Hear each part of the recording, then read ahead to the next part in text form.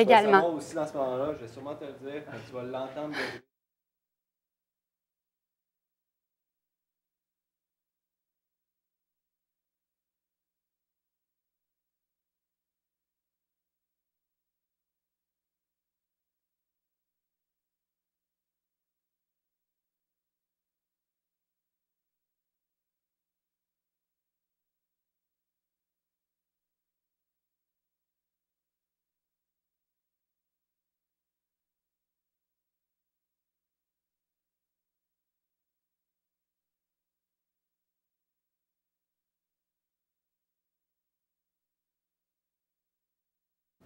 Bonsoir, mesdames et messieurs. Ici Sarah-Jeanne Lapointe. Voici votre bulletin de nouvelles Concordia.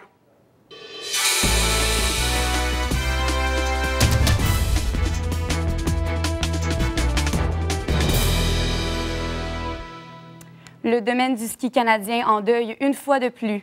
Les travailleurs de l'usine papier White Birch retrouvent espoir. 200 personnes sont portées disparues suite à une avalanche en Afghanistan et une étudiante de l'Université Laval manque à l'appel. Tout d'abord, bonne nouvelle pour le développement sportif de la vieille capitale. John Collins, chef des opérations de la LNH, sera de passage à Québec lors du 10e congrès Sport Accord qui se tiendra en avril prochain. L'équipe La Bombe a confirmé qu'elle profiterait de la venue de Collins pour réanimer les discussions sur le retour d'une équipe de la LNH à Québec. La période d'insécurité que vivent les travailleurs de l'usine de papier White Birch pourrait enfin se terminer. La direction a soumis au syndicat jeudi soir une offre qu'elle qualifie de finale. Celle-ci devrait être présentée aux travailleurs dans les prochains jours. Rappelons que les employés sans boulot depuis décembre dernier sont en négociation tant qu'aux importantes coupures de leur régime de retraite. Maintenant, douloureuse perte pour le milieu canadien du ski. Nick Zorocix est décédé plus tôt aujourd'hui lors d'une épreuve de la Coupe du monde du ski-cross en Suisse. Il s'agit de la deuxième fois que le Canada doit faire le deuil d'un de ses skieurs cette année. La mort de Sarah Burke avait ébranlé le monde sportif en janvier dernier. Autre événement malheureux cette fois-ci du côté de la scène internationale. 50 personnes auraient perdu la vie dans une avalanche aujourd'hui en Afghanistan. Les Nations unies affirment que plus de 145 personnes sont portées disparues. D'autres chutes de neige puissantes, de même que des inondations, sont attendues au courant des prochaines semaines. Le suicide, un sujet délicat, un sujet tragique même. Pourtant, plusieurs sont d'avis que nous devrions lever le voile sur ce tabou. Dans le cadre de notre série de reportages, Concordia Nouvelles tente de comprendre ce qui peut amener une personne à poser ce geste fatal. Marie-Claude, vous vous êtes intéressée cette semaine sur la réalité des schizophrènes et vous avez eu également l'occasion de faire une rencontre des plus marquantes. Oui, Sarah-Jeanne, une entrevue forte en émotions, disons-le. J'ai rencontré Michel Blais, un homme qui souffre d'un trouble appelé schizoaffectif. Il a lui-même déjà tenté de porter atteinte à sa vie. Son histoire nous fait mieux comprendre comment la schizophrénie peut chambouler quelqu'un qui en est atteint. Donc, voici ce que j'ai préparé.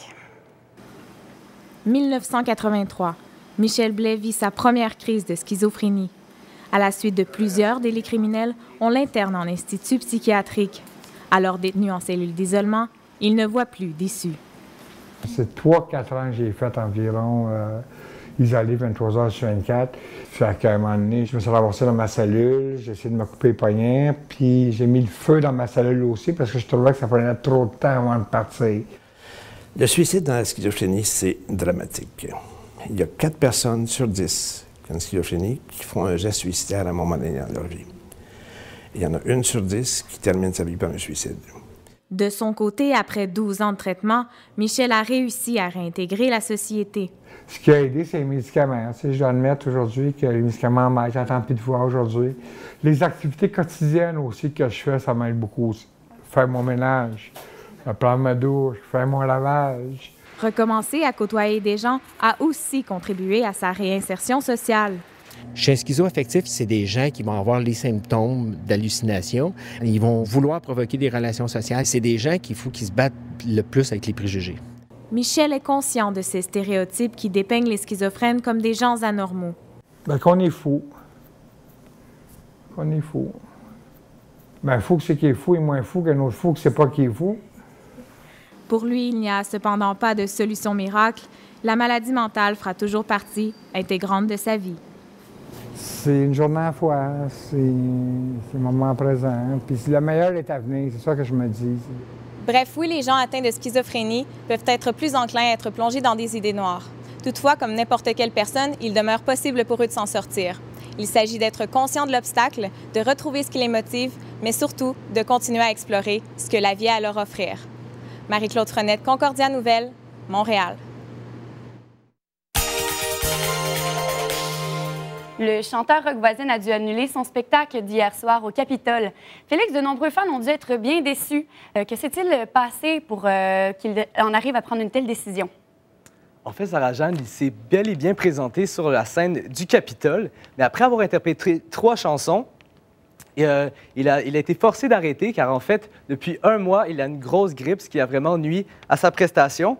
Ce qui a fait qu'après avoir chanté un petit peu, il a jugé qu'il ne pourrait pas être à la hauteur de l'attente de ses fans.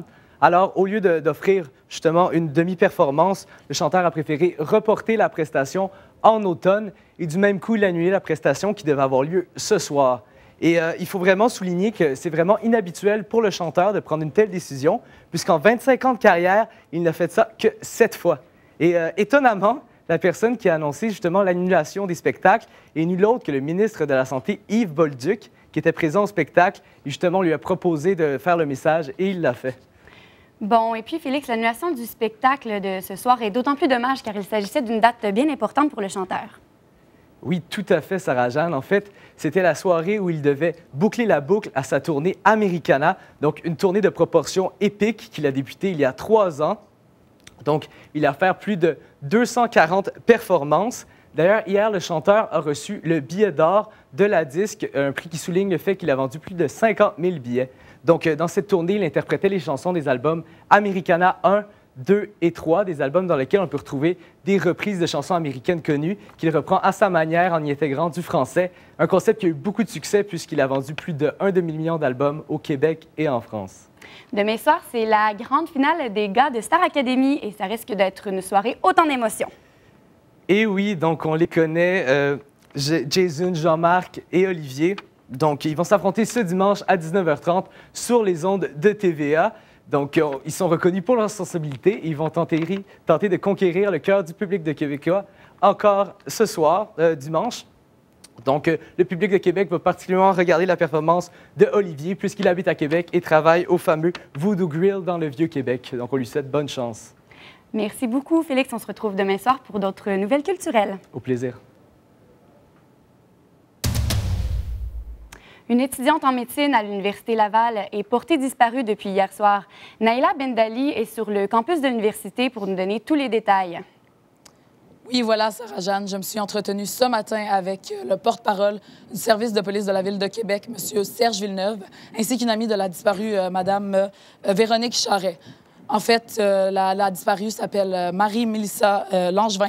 Elle est âgée de 26 ans. Elle est étudiante en cycle supérieur à l'Université de Laval en médecine dentaire. Elle habite la Ville de Québec depuis maintenant 6 ans. Elle est originaire de Manche-d'Épée. En fait, on va relater les faits qui se sont passés mercredi soir dernier. Alors, Mme Langevin aurait quitté son domicile à 19h30 en compagnie de son petit chien pour faire son jogging régulier. Donc, elle serait passée par le boisé que vous voyez ici derrière moi. On sait qu'à 20h15, elle aurait fait un achat au couche-tard des coins Miran et Chemin-Sainte-Foy. Donc, après son jogging, elle était censée rencontrer son amie, Mme Charret, afin d'étudier toute la soirée ensemble. Bien sûr, plus tard, au courant de la soirée, son petit copain qui habite avec elle s'est inquiété de ne pas avoir de nouvelles de Mme Langevin. Il a donc contacté Mme Charret et c'est à ce moment-là qu'on s'est aperçu de la disparition. Bon, et puis Naïla, quels sont les résultats de l'enquête policière jusqu'à maintenant? En fait, le porte-parole du service de police de la Ville de Québec nous a informé qu'ils n'ont trouvé aucun indice dans le boisé. Ils nous ont dit aussi qu'il y avait beaucoup de témoins qui ont vu Mme Langevin courir dans le quartier. Aussi, ils nous ont informé que la thèse de l'enlèvement n'est pas écartée. Cependant, ils n'ont aucun suspect sérieux pour l'instant. Donc, on sait que le chien a été retrouvé à Cap-Rouge par les policiers. Donc, c'est ça, bien sûr. On sait aussi que toute la famille, tous les amis sont très inquiets. La famille est venue expressément de Manche d'Épée afin de participer activement aux recherches. Il y aura une battue demain matin qui va débuter ici au Boisé jusqu'à Cap-Rouge afin de pouvoir faire avancer l'enquête. Aussi, quand j'ai parlé à Mme Charest ce matin, elle m'a dit que Marie-Mélissa Langevin est une personne très sérieuse, qu'il n'y avait rien d'anormal le jour de sa disparition. Merci beaucoup, Naïla. Alors, on va suivre le dossier de très près. Au plaisir. Et voilà, c'est ce qui termine votre bulletin de nouvelles. Pour tout connaître de l'actualité à Québec, et ce, en tout temps, suivez-nous sur notre plateforme web concordia18h.ca. Au nom de toute l'équipe, ici Sarah-Jeanne Lapointe, merci d'avoir été des nôtres et je vous souhaite une excellente fin de soirée sur nos ondes. Au revoir.